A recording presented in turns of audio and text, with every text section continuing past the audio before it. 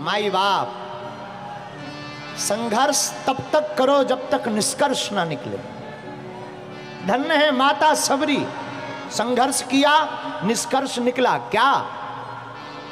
अरे आज के दिवस की मैं जाऊं बलिहारा, मेरे घर आयो मेरो राघव जी ये प्यारा, मेरे घर आयो मेरो राघव जी। राम जी माता सबरी के घर गए, ये संघर्ष की कहानी है। और संघर्ष की कहानी में माता सबरी तो ठीक है, माता सीता को भी कहां छोड़ा जाएगा।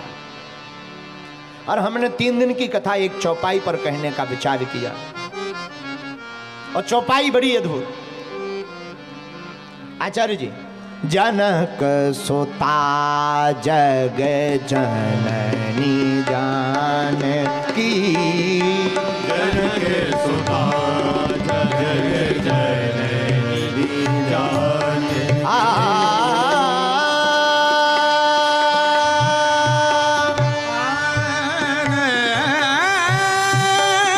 सुता जग जननी जानकी,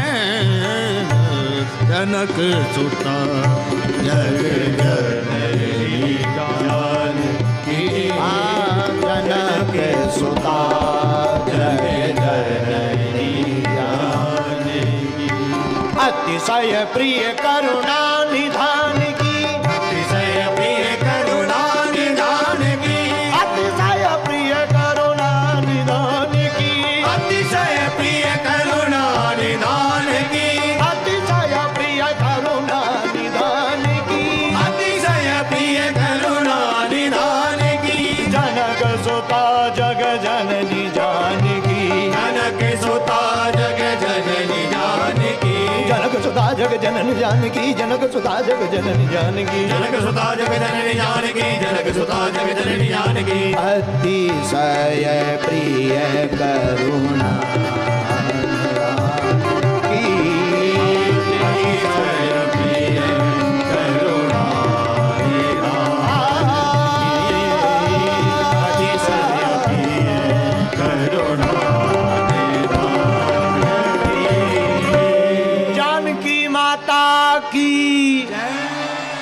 देखो जनकपुर में प्रगटी जानकी माता, हमको कुछ नहीं आता।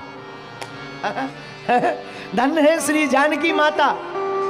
और धन्य भाग, ये देखो भाई, धन्य भाग जनकपुर वालों के, माता जानकी जहां प्रकट भई। नेपाल के लोग तो बड़े भाग्यशाली हैं। क्यों?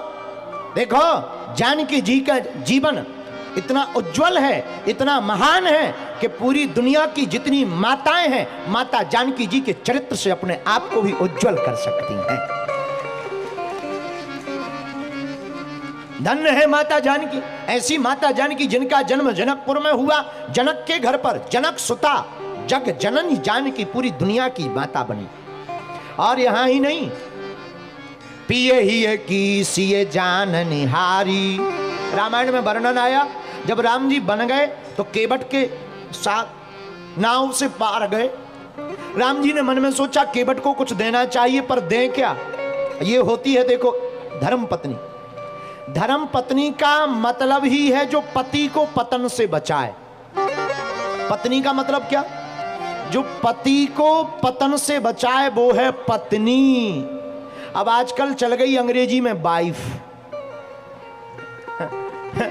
वाइफ का कब वाईफाई जुड़ जाए कहां, कोई ठिकाना नहीं। बोलो जय सिया राम। पहले कहते थे पत्नी, अब आपके यहां जैसे कहते ना बूढ़ा बूढ़ी, ये हमारी बूढ़ी है। नेपाल में अच्छी भाषा है।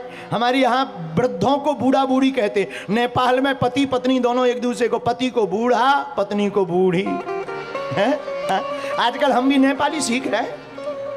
खैर नेपाल के लोगों से कोई जीत तो नहीं सकता है, वो बात अलग है। नेपाल के लोग सबसे ज्यादा नहीं, नेपाल के लोग बहुत महान होते हैं।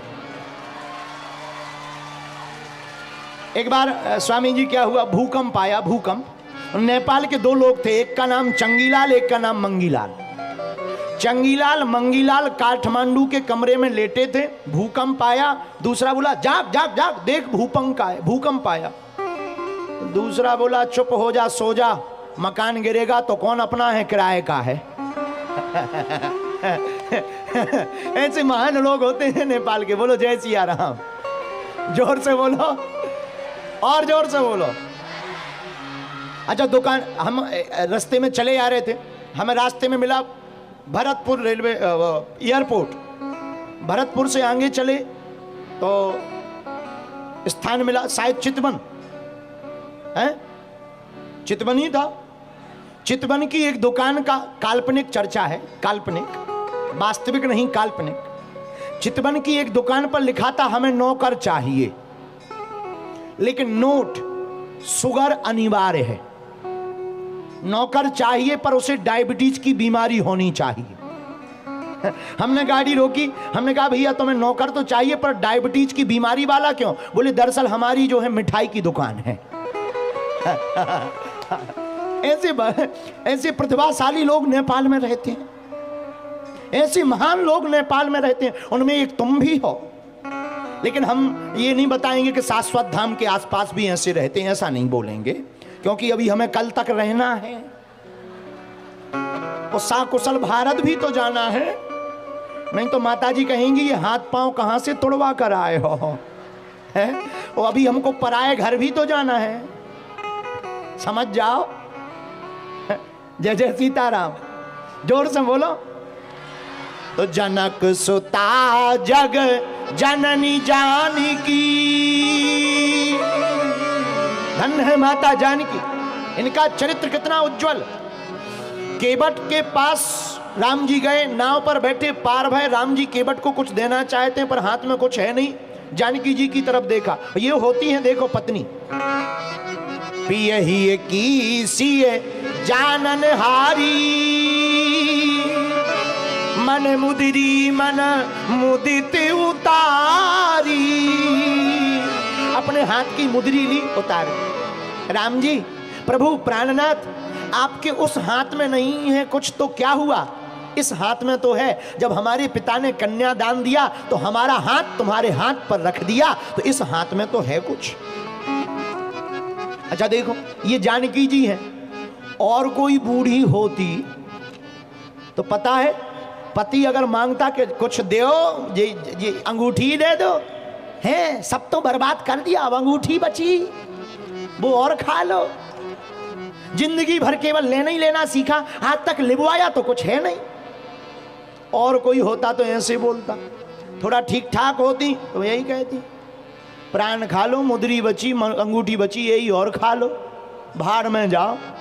पर धन्य है जानकी माता, राम जी ने मांगा नहीं। ये धर्म पत्नी का उज्जवल चरित्र होता है। धन्य है, अपने पति के मन की जानकर अपनी मुद्री को उतार कर प्रभु श्री राम को दे दिया।